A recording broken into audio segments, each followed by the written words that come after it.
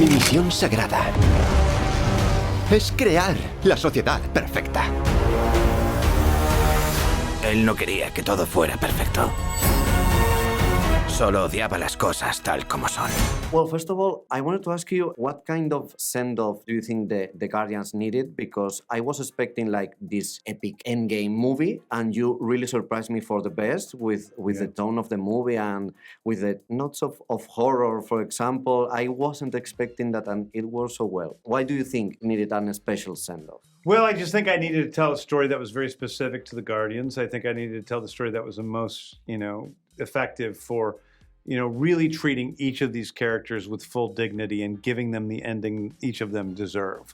I also wanted to create a story that was very personal, that wasn't about saving the universe, it's not about saving a planet. It really is about them saving themselves, and as we go along, a few others as well.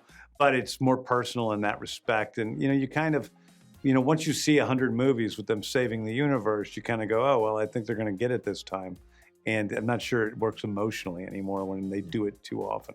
Yeah, for sure. I like with Rocket when you said when you first entered the first movie that you weren't seeing it because you saw that, like he could be the Bugs Bunny around the Avengers. Yeah. What made you change your mind and make him the heart of the whole trilogy? Well, I think it was that very thing. I mean, I didn't really want to do the movie when I thought it might be like that. And then I thought, well, wait a second, if Rocket was real, if there was really this talking raccoon, what would he be? And I realized it was a sort of Island of Dr. Moreau scenario where we have this, little sad creature that was turned into something he wasn't supposed to be, and he's utterly alone and utterly sad. And I said, that's the loneliest creature in the universe.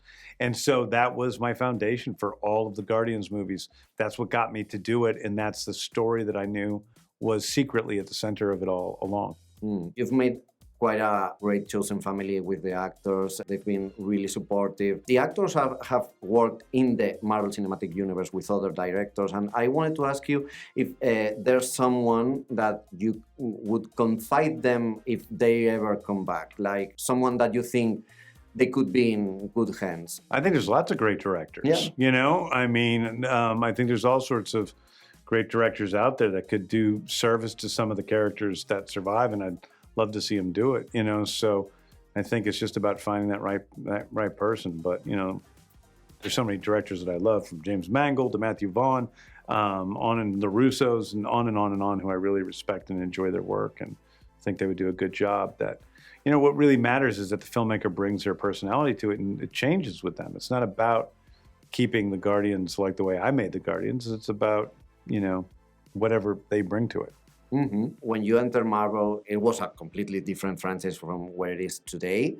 Do you feel these more challenging times for the studio are good for the sake of creativity? Maybe that after Endgame, they should go back to taking more risk, like the one that they took when they did Guardians of the Galaxy 1? Yeah, I think it's great for, places like Marvel and DC just to take more risks, try new things out, see what works, see what doesn't, take some big swings. And if that means failing every once in a while, that's totally fine, because, you're learning what works and what doesn't, and you're making things different. I think it's important not to get too repetitive with the stories that we're telling, and to keep stories and character first above anything else. Mm-hmm. And since you managed to get these so unknown characters in the for the fans, like Rocket, like Groot, to be the huge stars that they are today, is there a Marvel character that you think they should get the same opportunity and step into the spotlight? Well, yeah. I think I'm really excited to see what they do with